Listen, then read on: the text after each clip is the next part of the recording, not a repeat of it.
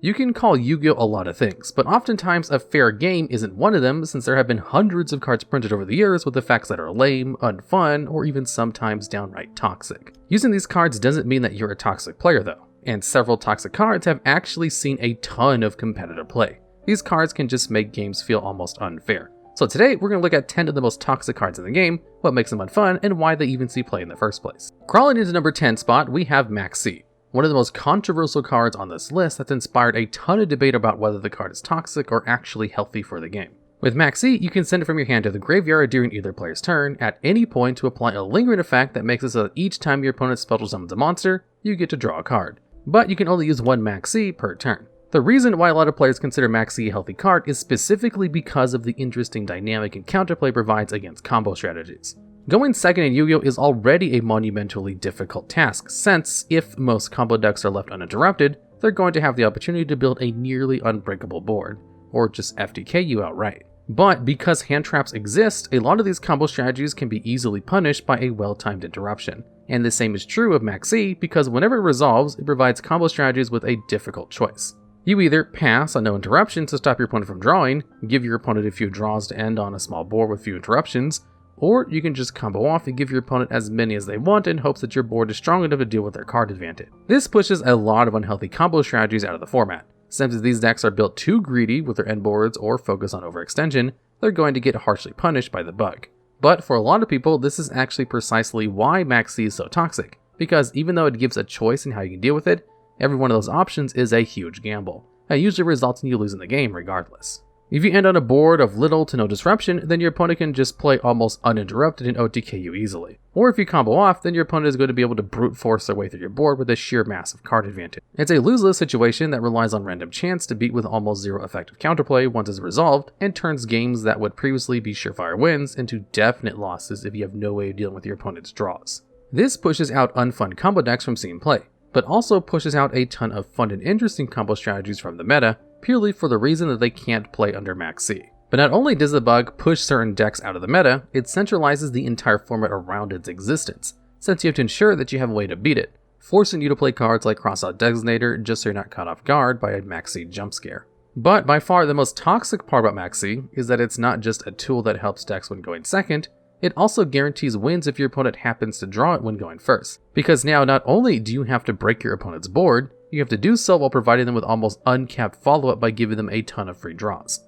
Because if you don't, you're likely to just get OTK'd. No matter which side of the Maxx debate you're on, both sides can agree. Getting put under Maxx sucks and feels like a punch to the gut, especially if you happen to be going second. And it existing can lead to games that would otherwise have interesting back and forths to be unwinnable on one side, forcing every deck to be built with a card in mind and restricting a ton of strategies from heavy meta impact. The only reason it's so low on this list is calling Maxx toxic is somewhat controversial, since there are a lot of people that consider it healthy for the game, since for all the bad it does, it allows for slower strategies a chance to actually see competitive play, and because it can easily be played around if you build your deck with Maxx in mind. Tributing over number 9 is Gameciel, the Sea Turtle Kaiju, a representative of the Kaiju archetype, a series of monsters that act as some of the best removal in the game's history. Most Kaijus have a secondary, unique effect that makes each of them relevant within their own strategy, or when splashed into other decks as end board pieces.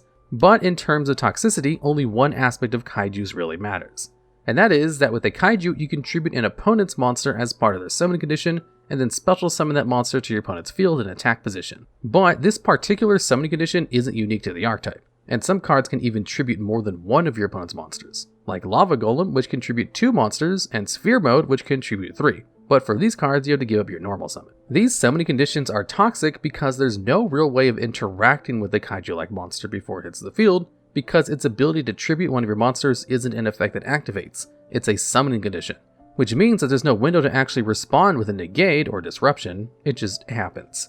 This means that if your opponent has drawn a Kaiju, you have to just accept that one of your key import pieces is being removed from the field. It doesn't matter if you spent your entire turn building up into it, or even if it's completely unaffected, it's being replaced by a turtle. This issue is exacerbated by cards which tribute multiple monsters like Lava Golem and Sphere Mode, being able to clear away your entire field at the low cost of your normal summon, which gives decks like Kashtira and Runic easy ways to deal with your boss monsters when going second, without giving you any real opportunity to fight back. Now, to a certain extent, Kaiju-like effects are a necessary evil in the modern game, and are really important for breaking almost unbreakable boards, or dealing with difficult boss monsters that a lot of decks would struggle to deal with otherwise.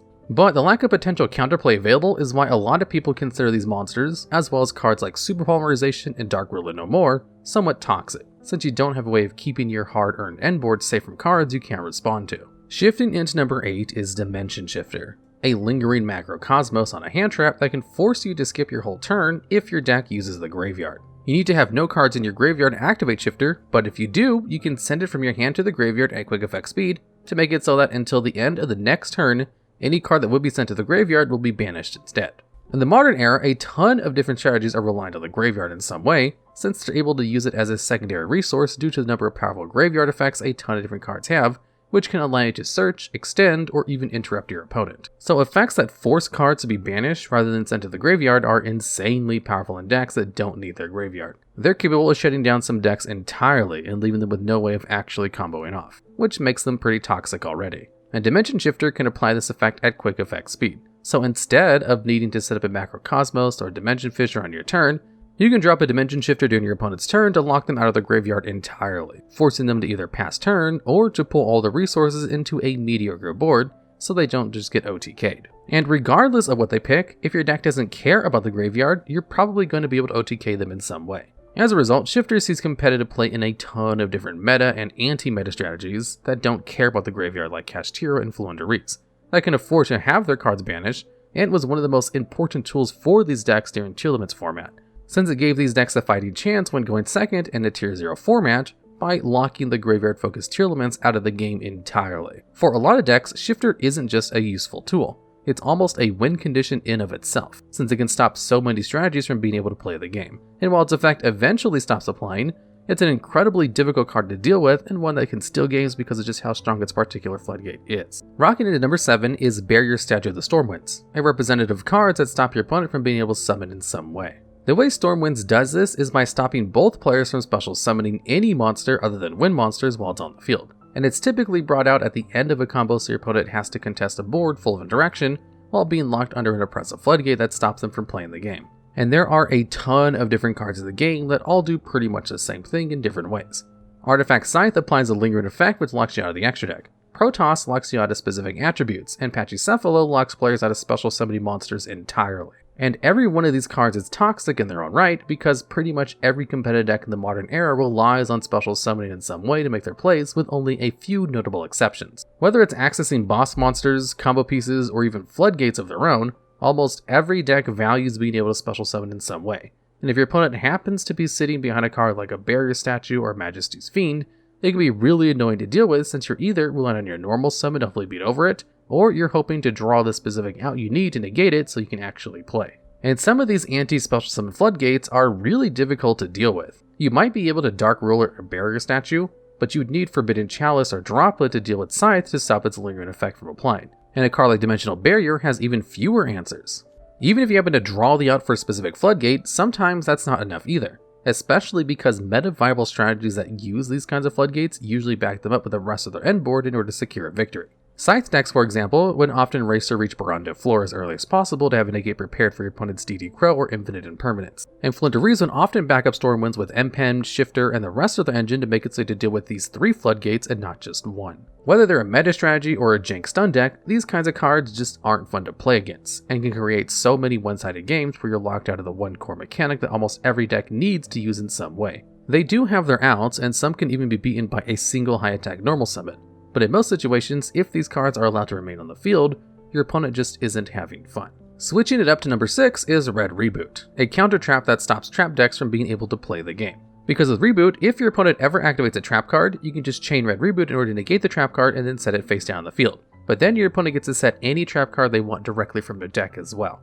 This might seem like an insane downside at first, since it gives your opponent access to pretty much their entire deck, but the other 2 parts of Red Reboot's effect make it more than worth it. Because for the rest of the turn, after Red Reboot resolves, your opponent can't activate trap cards at all. If all these effects were on a regular counter trap, it'd be a decently strong card that would barely ever see play, because it'd need to be set for a turn before you could use it. But with Red Reboot, you can activate it directly from your hand by paying half your life points. This made Reboot an auto win in pretty much any trap-based matchup, because if you've drawn into Reboot, and your opponent tries to access their engine or interrupt you at a key point in your combo, you can just slam down a red Reboot to immediately counter whatever they're trying while locking them out of using trap cards for the entire turn.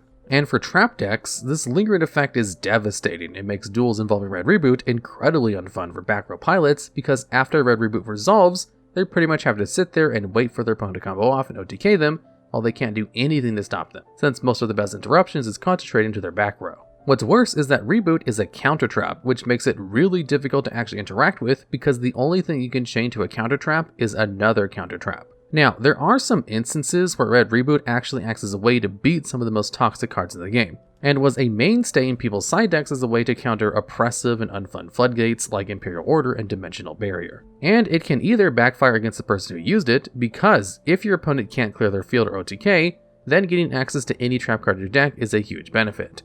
But for as long as you're locked under red Reboot's floodgate, you're pretty much a sitting duck regardless. Overall, red Reboot's toxicity can't be underrated. And even though the card can technically benefit your opponent or be used to stop the toxic cards, its floodgate makes the game really unfun for anyone playing a trap deck, because the card has a very little counterplay once it's activated, and almost zero once it's resolved.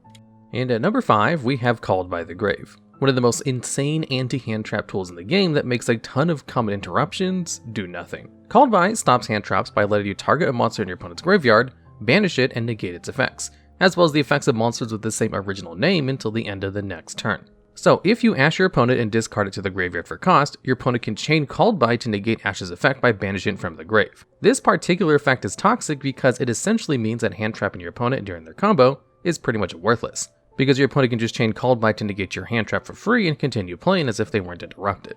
This is especially frustrating if you waited until a key part in your opponent's combo to hand trap them at the exact right time, only to find out they've drawn into Called by to make your hand trap worthless.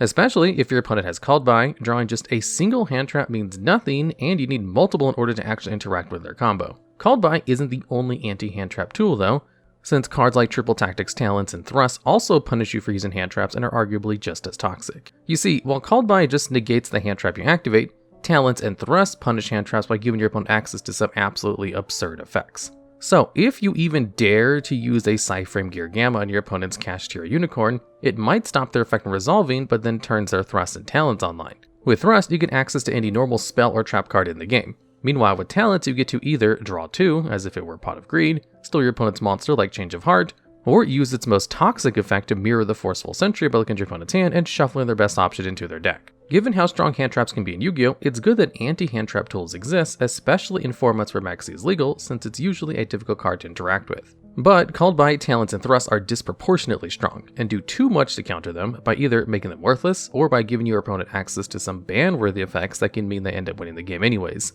even if you hand trap them at the perfect opportunity. And at number 4, we have Cyber-Stein, one of the oldest cards on this list. And just like a lot of old cards, Cyber-Stein's effect is incredibly simple, but absurdly strong since it lets you summon any fusion monster from your extra deck in attack position, but you have to pay 5,000 life points in order to do so. Now, this effect has a ton of versatility in what it can summon, since it pretty much allows you to summon out any fusion monster in the game that doesn't have a restriction on its summon, and enables a ton of fusion boss monsters to see play that otherwise would be too difficult or awkward to bring out. However, this has also allowed for some oppressive and unfun fusion monsters to see some play as well. In the past, Cyber-Stein was usually seen as the center of FTK strategies, where a long and arduous combo you would set up Reproducus in order to point to Cyber-Stein to change its type to Psychic, and then you could equip with Telekinetic Cyber-Cell so that Cyber-Stein would no longer have to pay life points in order to use effect. And because Cyber-Stein isn't once per turn, this allows you to summon out multiple copies of Blaze Phoenix in order to burn your opponent for 8,000 life points of damage. FTKs in general are already fairly toxic, since they're made to ensure that your opponents don't get a single turn. But even in non-FTK strategies, Stein can still be used to summon out one of the most busted fusion monsters of the game, Naturia Exterio. Because Exterio can negate any spell or trap card by banishing a card from your graveyard and sending the top card of your deck to the graveyard, and because it has no once per turn, this pretty much means that your opponent is locked out of every single one of their spell and trap cards. Usually, Exterio is balanced by the heavy investment required to make it, since it needs 2 synchro monsters in order to bring it out normally. But some modern combo strategies search out Stein, normal summon to the field, and then slam down Exterio to lock your opponent out of their starters, extenders, and board breakers. There are stronger cards than Stein out there, and at the very least, it requires a lot of investment both in your extra deck and to actually summon it in order to make it playable. But whenever you see your opponent summon Stein, it's never going to be a fun time. Digging into number 3 is Mystic Mine, one of the most oppressive floodgates in Yu-Gi-Oh's history that's capable of winning games all on its own, to the point where it even became its own strategy. You see, if you control more monsters than your opponent while Mystic Mine is on the field, you're locked out of being able to declare attacks or use any kind of monster effects.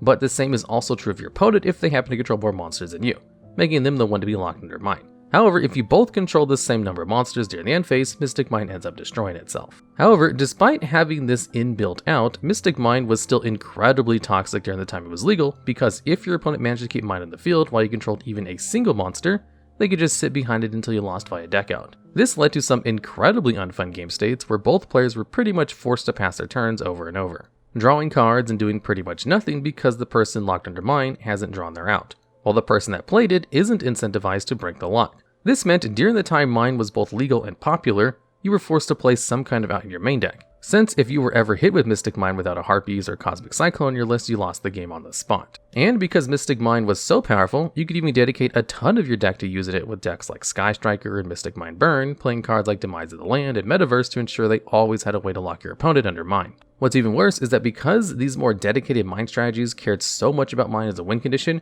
they'd also play a ton of cards designed to protect it even if your opponent actually did draw into their outs.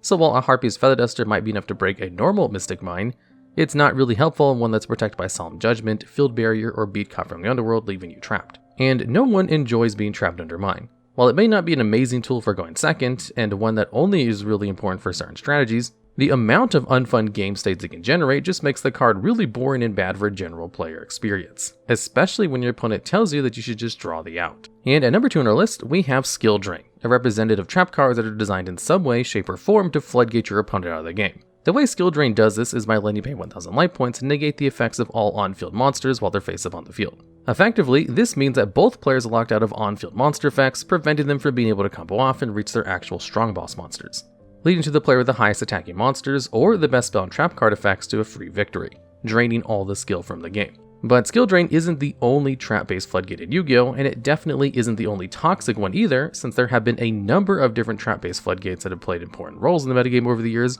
while making the game incredibly unfun. So much so that this entire list could be dedicated to only toxic trap cards. For example, during the time they were legal, both Imperial Order, Vanity's Emptiness, and Royal Oppression saw a ton of play in people's main and side decks because they could turn off some of the most important mechanics in the game with a single card, with Imperial Order stopping all spell cards and Vanity's Emptiness and Royal Oppression locking players out of special summoning. Meanwhile, in the modern era, the most typical trap floodgates you'll see in a match are cards like Dimensional Barrier to stop X-Deck summons, Anti-Spell Fragrance to stop spell cards, the trio of Gozen, Rivalry, and TCBOO to stop your opponent from being able to play, and of course, Skill Drain. What all of these cards have in common, no matter their era, is that they restrict either their opponent or both players from being able to perform an action, which is insanely powerful but also incredibly toxic, especially because they're so easy to activate and don't require much investment to use, giving you an absurdly restricted payoff for little investment. Whether it's Skill Drain, Imperial Order, or Royal Decree, trap-based floodgates are some of the most toxic cards in the game. They can make for some incredibly unfun games where you're not allowed an opportunity to fight back, made even worse by the fact that they're usually harder to interact with than most other monster cards. But even with how awful most trap-based floodgates are to face, there are still some cards out there that are way more toxic, such as the number 1 spot on this list. And claiming the title of most toxic card in the game is number 86 Heroic Champion Rhongomyniad, one of the most overpowered boss monsters in the game and a representation of the monster-based floodgates that combo strategies can reach. In the case of Rhongomyniad, you can make it with at least 2, but a maximum of 5 level 4 warrior monsters, with every material on it giving it a new effect. But during each opponent's end phase, you have to detach 1 material from Rhongo. So if it only has 1 material, it can't be destroyed by battle. If it has 2, then it gains 1500 attack and defense. Then at 3, it becomes a tower that's unaffected by all cards. At 4 materials, this card becomes really toxic because it prevents your opponent from being able to normal or special summon monsters at all. Then at 5 materials, you can just destroy all cards your opponent controls once per turn. Essentially, a Rhongomyniad with a ton of materials is no different from just being an outright FTK, because you can't commit anything to the field since you're unable to summon any kind of monsters. And even if you try to set a back row, your entire field has the potential to be wiped depending on how many materials Rhongo has. Especially because, contrary to its summoning condition would have you believe, Rhongo can have way more than 5 materials thanks to Bamboozle and Gossip Shadow. What's even worse is that the actual counterplay and its outs that exist for Rhongo are very specific and fairly rare. You can't Kaiju Rhongo because that would be a special summon a monster, and most spell and trap cards can't do anything to remove from the field since it's blatantly just unaffected. So if you're worried about number 86, you have to rely on cards like Herald of the Abyss, Karma Cannon, and Xyz's Encore if you want even a hope at being able to deal with Rhongo. Because if you can't, you've lost the game. Now, like with Skill Drain, Rhongo isn't the only toxic boss monster that combo decks have produced in the game's history, and a whole other list could be dedicated to toxic boss monsters, like the likes of True King of all Calamities and Thunder Dragon Colossus, which floodgate your opponent out of the game as well, to the likes of Firewall Dragon, which enabled a ton of FTKs. But even amongst them, Rhongomyniad takes the cake for being difficult to deal with, hard to prepare for, and overall just really lame to face. So much so that both the TCG and Master Duel have hit Rhongo strategies in some way. In Master Duel, Bamboozling Gossip Shadow is banned, so that you can no longer stack up a bunch of materials onto Rhongo, while the TCG used the opposite solution, keeping Gossip Shadow but banning Rhongo in the process. A lot of strategies are better than those that are dedicated to summoning Rhongo, since there are a lot of amazing boss monsters in the game that are stronger, more easily accessible, or sometimes both at the same time. But these monsters usually allow for some kind of counterplay, some way to beat them or force their interruption, while for Rhongo, that barely exists. And it hitting the field means you're better off spending your time scooping up your cards rather than actually trying to beat it. Alright, and that's the list. If there are any other toxic cards you faced recently that we may have missed, or if you have any ideas for future videos just like this one, please let us know down in the comments below.